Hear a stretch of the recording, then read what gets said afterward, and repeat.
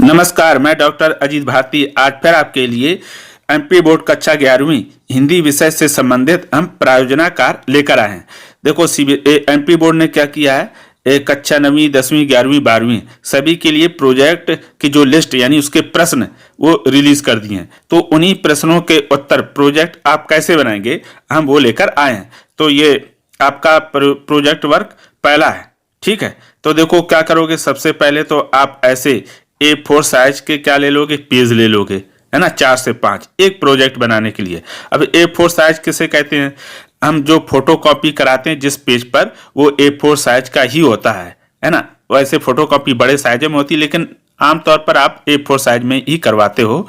उसी तरह के पेज ले लो और क्या ले लो, स्केच कलर ले लो और कलर पेन ले लो, कलर पेंसिल ले लो। बस अगर आपके पास कलर स्केच 1-2 ले लो, अगर चाहो तो आप पैकेट ले लो, बहुत कम दाम में मार्केट में मिल जाते हैं। एक बार ले लोगे सारे प्रोजेक्ट कंप्लीट हो जाएंगे। तो सबसे पहले आप क्या करोगे, पहले जो फ्रंट पेज रहेगा उसमें आपको क्या करना, जैसे हमने ये देखो कंप्यूटर से डिजाइन बना दी है, आप क्या करेंगे हाथ से डिजाइन बना देंगे, जैसे चाहें वैसे ही बना सकते हैं, बहुत नॉर्मल तरीके से, ठीक है। उसके पश्चात ये सब में कर लेंगे पेजों में। उसके पश्चात क्या करेंगे, फिर सबसे ऊपर अपने विद्यालय का नाम लिख देंगे। जैसे मैंने लिखा है चंद्रशेखर आजाद उच्चतर माध्यमिक विद्यालय राजगढ़ मध्य प्रदेश, तो आप अपने विद्यालय का यहाँ पर क्या कर लेंगे, नाम लिख लेंगे, ठीक है। स्केच पेन से लिख लेना थोड़ा डार्क। अब उसके बाद फिर नीचे आप चाहो तो ऐसे ये पूरा ब्लैक हमने कंप्यूटर्स कर दिया, आप क्या करेंगे ऐसा बॉक्स बना लेंगे और यहाँ अंदर लिख देंगे प्रयोजनाकार 1। अगर 1 करो तो 1, जो भी करें उसका नंबर डाल देंगे। आप सिर्फ ऐसे बंद करके ही लिख दें क्योंकि उसमें पूरा ब्लैक करना आसान नहीं होगा। उसके पश्चात ठीक उसी के नीचे आप अपना नाम लिख देंगे। तो हमने नाम लिख दिया विपिन भंडारी, फिर कक्षा 11वीं वही है, रोल नंबर अगर आपको मिल गए हो तो लिखे, ना मिले हो तो रहने दें, विषय हिंदी। इतना करने के पश्चात फिर हम ब्लैक स्केच पेन या ब्लैक पेन से क्या करेंगे, प्रश्न लिख लेंगे। तो प्रश्न पहला दिया, नमक का दरोगा पाठ में आने वाले 5-5 मुहावरे एवं लोकोक्तियों को छांटकर उनका वाक्य में प्रयोग कीजिए। इन्होंने कहा कि जो आपकी पाठ पुस्तक है उसमें पाठ का नाम है एक नमक का दरोगा, तो उसमें बहुत सारे क्या हुए हैं, मुहावरे और लोकोक्तियां आई हैं। तो आप उनको क्या करेंगे, लोकोक्तियों को लिखकर उन्हें वाक्य में प्रयोग करेंगे, ठीक है।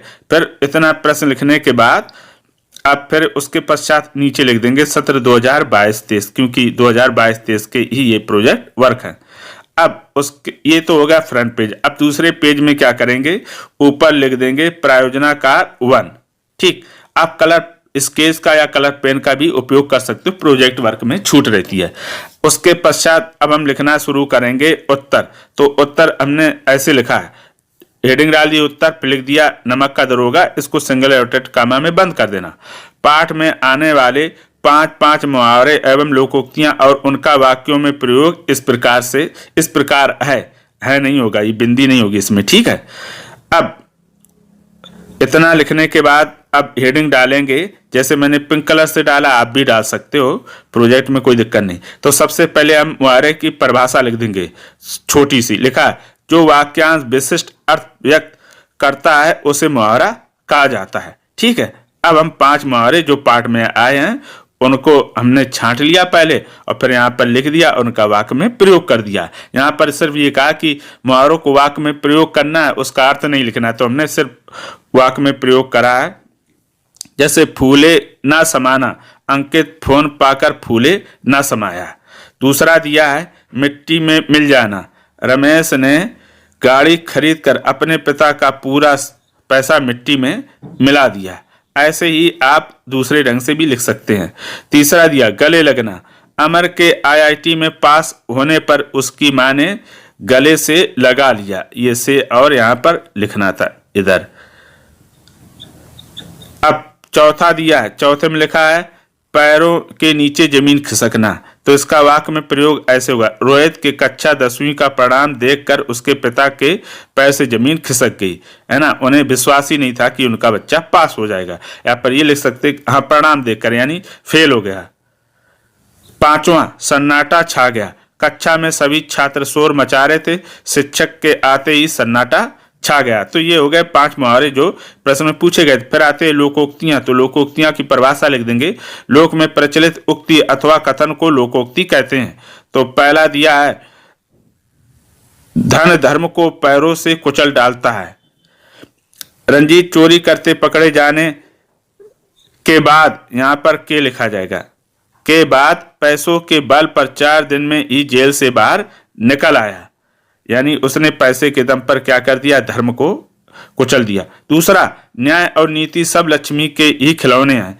तो इसका वाक्य होगा, जमींदार पैसे के बल पर पूरे गांव पर हुक्म चलाता है। ये वही बात हो गई, न्याय और नीति सब लक्ष्मी के खिलौने हैं। तीसरा, 12 मास सदा व्रत, राजा हरिश्चंद्र जीवन भर सत्य के मार्ग पर चलते रहे, अर्थात 12 मास सदा व्रत। फिर आता है चौथा लोकोक्ति है, स्वर्ग में भी लक्ष्मी का राज। रतन टाटा ने पूरे जीवन देशवासियों की भलाई के लिए अपना जीवन लगा दिया, जिसके बदले में पूरा देश उनका सम्मान करता है। अब अंतिम लोकोक्ति 5वीं दी है, धन से बैर मोल लेना। तो इसका वाक्य में प्रयोग, लक्ष्मी ने अमेरिका की एक कंपनी में 1.5 करोड़ साल का पैकेज छोड़कर भारत में डॉक्टर बनकर लोगों की सेवा करने का निर्णय लिया।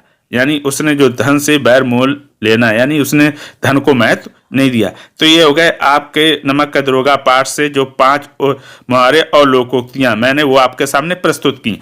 आप चाहो तो इन्हीं के बीच में 1-2 चित्र भी डाल देना, तो और अच्छा और अट्रैक्टिव रहेगा, है ना। क्योंकि इसमें चित्र बनाना आसान नहीं था और मुझे कॉपी करके डालना पड़ता, लेकिन आप क्या कर सकते हो, चित्र हाथ से 1-2 बना सकते हो। फिर ये तो हो गए आपके वाक और वो मुहावरे और लोकोक्तियां। अगर इनको आप पढ़ना चाहते हो, देखना चाहते हो, तो मैं जो ये वीडियो है इसको अपलोड करने के ठीक 2 दिन बाद मैं इस कंटेंट को www.hindibharati.in पर भी क्या कर दूंगा, यहाँ पर अपलोड कर दूंगा। आप इसको गूगल में सर्च करके पढ़ सकते हो, देख सकते हो, लिख सकते हो।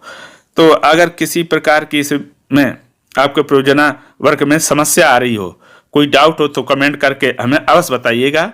और ये भी बताइएगा कि कौन सा आपके लिए कठिन है। वैसे मैं कोशिश करूंगा कि सारे प्रोजेक्ट वर्क आपके धीरे धीरे करके मैं आपके सामने प्रस्तुत कर दूं। इसलिए घबराने की बिल्कुल ज़रूरत नहीं है। आप यहाँ निःशुल्क हर चीज़ क्या कर सकते हो, पढ़ सकते हो, सीख सकते हो।